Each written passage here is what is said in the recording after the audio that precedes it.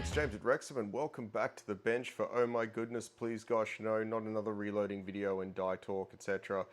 But yes, we're doing it. Welcome to the reloading train. Choo-choo, motherfucker. So in this video, we are going to deep dive the MEC Marksman single stage press and the lead collet neck sizing die. They are both unsung heroes of the reloading world, and they are both capable of making very, very good and precise ammunition. Now, our mindset here might be a little bit different to yours if you're a precision shooter or a hunter, but we have to make sure that everything is always the same because we are testing projectiles, and that requires a great deal of attention to detail on just the consistency side of things. So this is our process. We'll go through it start to finish, and we'll talk about the press and the die and hopefully get you set up making some really good ammo for not a great deal of money. So let's have a deep dive now on this press and die. Cool, so before we get into the mech specifically, there's two things I want to quickly get off my chest because they've been swimming around my ADD brain like a shield crotte, which is a shield toad or a turtle. Interesting, right? I'm learning. Right, two things. I also have asked the question, and I see lots of people on forums and Facebook ask this question, and that is, what press should I buy? What should I upgrade to? I'm getting into reloading. What press should I invest in? All that sort of stuff, right? It's always the same question, and I resisted the urge to ask it on forums because after reading hundreds of them, it's always the same thing, and it's loaded with confirmation bias.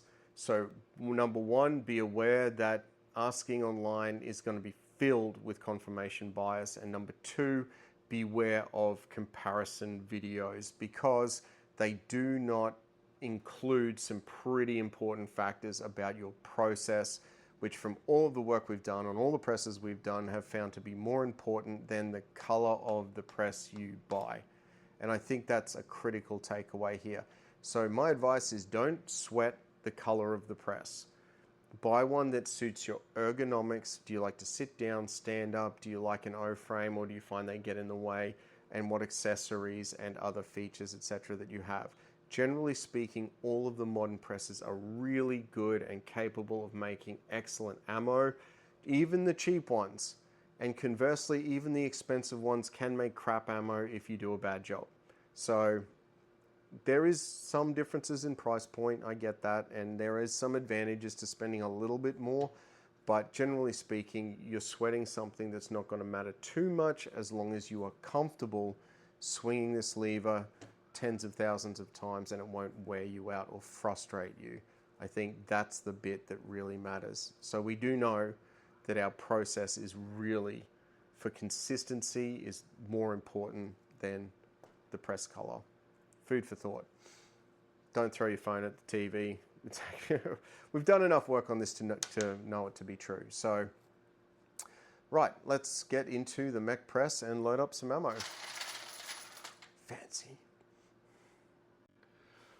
All right, so I figured I'd go through the whole process that we use from start to finish, beginning with annealing. Everything we shoot gets annealed straight away. So it goes into the ugly annealer, but you'll see here we have a much bigger torch nozzle than standard. So this is your standard pencil torch, and this one is a standard propane torch. However, the fitting on the ugly annealer is only suited for a 1/2 inch torch. Now, we found that these take way too long, in our opinion, to actually anneal the brass, and we get heaps of heat soak. You have no control over it, and I felt we could get much better results with more heat input, get the case annealed and dropped as quickly as possible. So we can anneal a case in 3 to 4 seconds with this thing, and it drops it, and we're super happy. It's super consistent as well. So to do that, we take the large nozzle, and it comes with a hex where this aluminium piece is holding onto, and we just stick it in the lathe and machine it down to 1/2 inch. And then we can use this. I actually normally have a 9 kilo bottle on this, but it's just here for, what is it? Pick for attention. But we run a 9 kilo bottle off it because it maintains pressure for longer better, and we do hundreds of cases at a time. So that way we found is a big upgrade for the ugly annealer, and it works incredibly well. So, having said that, we've annealed all of our brass.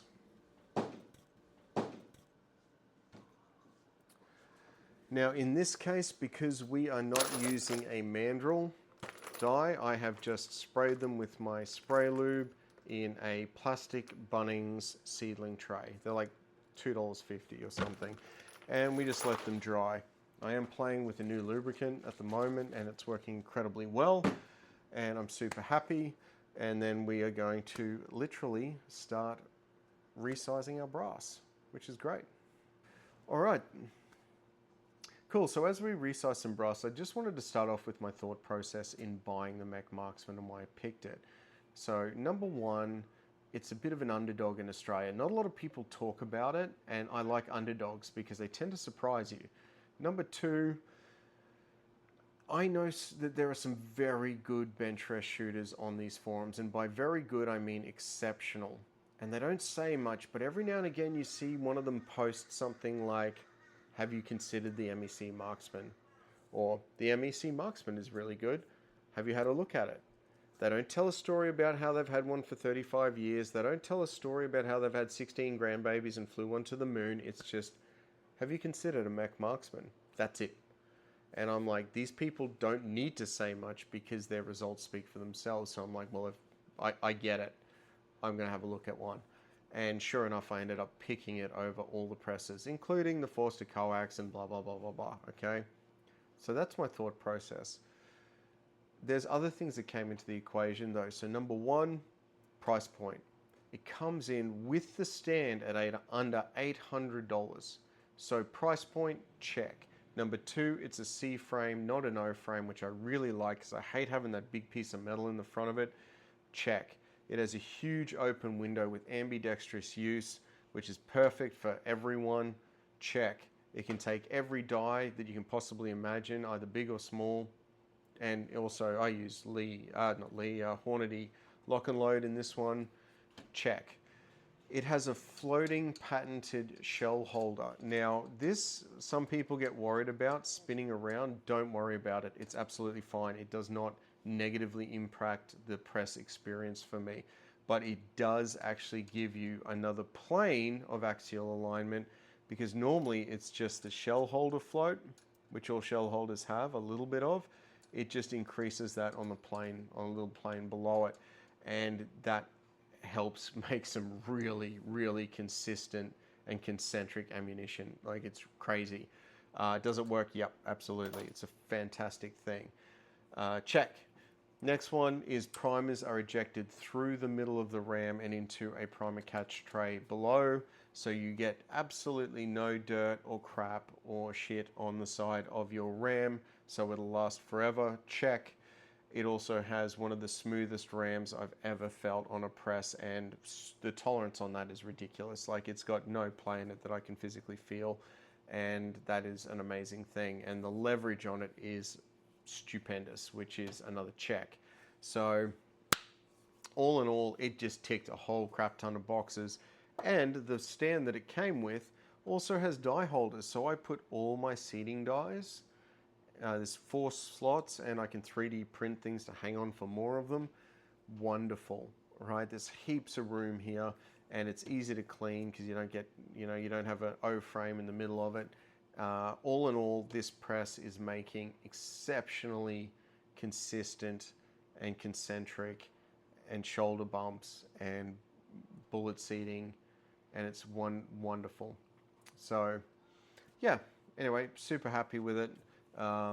Let's size some brass. All right, so let's just use the press, okay? Now, I've got the shell holder orientated to the left a little bit. Normally, I'd be picking up and putting out of this side, but because of the camera and everything, it's a little bit cluttered here. But it's stupendously easy, right? I mean, I'm literally just doing that with my fingers. As you can see, I'm not struggling at all to put the cases in and out on the same orientation. Now, because this floats too, you don't have to be too worried about it. It just completely self-aligns with the die, and I could do this literally all day. Wonderful. Now they're perfectly sized. I don't have to even worry about it. So I'll do the rest of these cases and then we'll go to the next step. All right, so that's all done. They're ready to go in the vibratory tumbler. They've still got their lube on them, and they're going into a vibratory tumbler with milled rice or broken rice. Now this one is, I hope I pronounced this right, Gao Tam To Tom, or Tai Hom Mali broken rice, and that's it from the Asian food place. And basically, it's just rice that's been snapped in half, as far as I can tell. I do add a very small amount of Autosol metal polish liquid from Bunnings because it doesn't contain any acids or ammonia or anything like that. It's literally just a water-based polish. And I just add a little bit, okay? I don't go stupid with it. And so let's get these in the tumbler. All I've done is just full-length sized them with no bushing, okay? That's it. Lubed them, full-length sized them. The rest will come later. So let's get them in for 1 hour. That's all they need. I don't need them shiny pretty. I just need the lube off them and ready for the next step. All right, guys, so it's time to resize our case necks with the Lee collet neck sizing die. Now, if I didn't mention it before, I'm going to mention it now. We don't have a bushing in the Wilson full-length sizer. It's just no bushing. We're basically using it as a body die. We're going to do all of our neck sizing with the Lee collet neck sizer. So we have our freshly cleaned cases that have a little bit of, I left some rice in this one to show you that we don't need to go around and pick it all out by hand anymore because we have a decapping pin right here. We killed 2 birds with 1 stone. Apologize for the dog in the background. The other thing I would say is when I'm tumbling, I now leave a little bit of carbon inside the neck. And the reason I do that is because cartridge brass is 30% zinc and bullet brass is between 10 and 0, but typically 10 and 3% zinc. But they're mostly copper, and as we know, similar metals when pushed together under pressure want to gall together and weld together. And this gives you an interface between the 2 objects. It's kind of like a lubrication layer, but not. It just means that there's less chance of them welding together over the storage period. And as far as we found, is very beneficial for SDs and ESs. So we'll still brush it, but we're not going to remove it. So we leave it like that. Now let's have a look at the Lee collet neck sizer. So we've got our brass now, and it's going to go into the Lee collet neck sizer, and it's time to talk about, well, I'll just show you my process first. It's really straightforward. It goes in, we have the lever here, and I just let it cam over. It's under quite a bit of force here, and then I give it 1/8 of a turn and hit it again, and that's it. It's pushed out the rice. You can see the hole there. It's now totally clean. The neck is resized, ready for chamfer, deburr, brushing, and loading. So Lee will recommend that you use 25 to 28 pounds of pressure. How are you going to measure that on this without a load cell? I would use it so it's comfortable. The interference diameter or fit is based on the pin size that you use, and they do sell different variations of pin or mandrel. I'm using the standard. So even something like this that is full of gunk at the bottom, just demonstrate here. It's just pushed it all out. I heard it all come out. I give it 1/8 of a turn. Perfectly clean. There it is. Good to go. So there's no vertical lines on it. I haven't crushed it to death, but I have given it a good squeeze. So let's talk about why the Lee collet neck sizer. So if you're not familiar, it uses a collet which squeezes the case neck onto a mandrel to set your case neck diameter, basically the internal diameter of the case neck. But it doesn't just do that. It also, because we measured all of this, it also uniforms case neck thickness. So around the outside, if you have anywhere up to 1.5 thou of case wall variation around the neck, it will actually make the material flow and uniform it. And sometimes you need to spin it 2, 3, 4 times. Like when I first get brass and do this, I'll spin it and maybe hit it 3 or 4 times. And it is as good as neck turning, almost, if not the same. It really is. It's a negligible difference. So you can do away, if you're a new shooter or a reloader and you want to make really good ammo, get a body die with the Lee collet neck sizer, or get a bushing die, and don't worry about the bushing. Use the Lee collet neck sizing die. We actually have a custom one coming for the 6GT because we like it so much. And it does such a good job. So it basically uniforms neck wall thickness, it removes donuts, it sizes your neck, and in terms of consistent seating pressures so far, this has won out the day. It also wins on ES and SD across the board, even with our mandrel die set. So with all of those things, oh, the other thing I nearly forgot is because this decapping pin goes through the flash hole, it tends to keep everything in perfect axial alignment.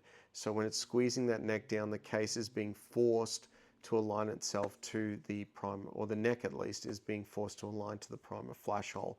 So it makes very, very good ammo. So when you consider you could spend $600 to $800 on a custom set of dies, or you could buy a body die for $100 and one of these for $40 to $60, and the quality of ammo that it can make is ridiculous for that price point.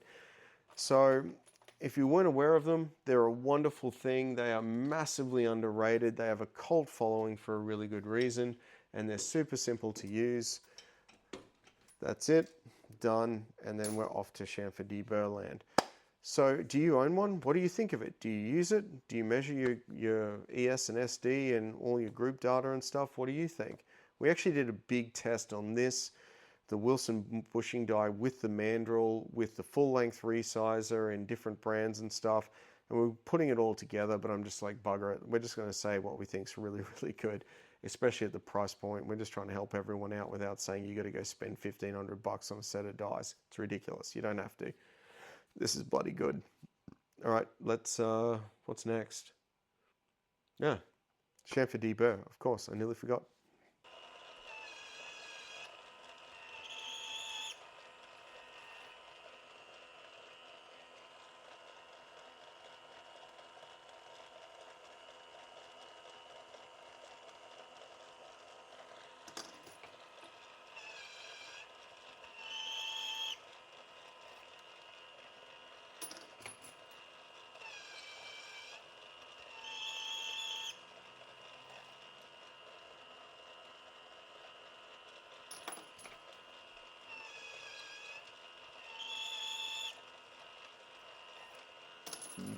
All right, guys, so that's it. Thanks very much for watching. We're going to clean this bench up, finish our reloading, get out to the range and shoot the 140 grain F-bomb with our new loads, and the 223 with the 2206H load and the 2219 with the 73 grain F-bomb. Now, if you do use the Lee collet neck sizer and you really like it, or maybe you hate it, drop me a link below. I would love to know your thoughts on this particular die. I think it's a wonderful thing, but maybe you've had different experiences or you've had the same experience. I would love to hear it. So drop me a comment. If you like and enjoy this content, please subscribe and drop me a comment below on ways that we could improve this. But yeah, let's head out to the range and shoot some guns. All right, talk soon.